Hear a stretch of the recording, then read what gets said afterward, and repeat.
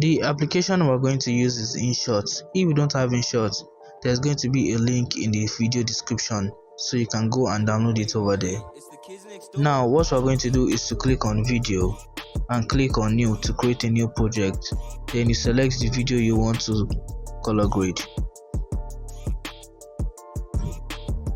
This is the video I want to color grade. Let me just adjust some important stuff and we're good to go. Now to color grade the video, you're going to go to filter, then from filter you go to adjust. Now this is the important part of color grading your video. The first thing is to check the lightness and see if it will go, but the lightness is okay as it is, and the next thing to do is adjust the contrast, to give it more clarity.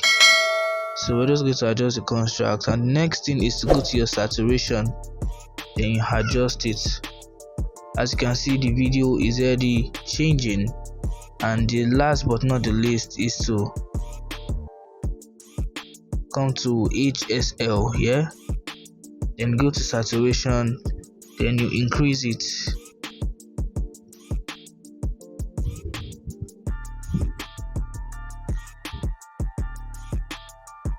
As you can see, this is the before and this is the after, but the video has been color graded already. But if you want to color grade it for a cinematic movie, this is what we're going to do. We're going to go to filter, then we can go to moody. You can see we drag it, that's giving you different type of style.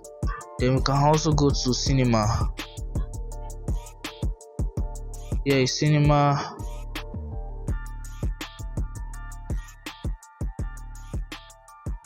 As you can see, it's very easy. Just follow the step, and you can also go to the film filter and check it out. There's a film.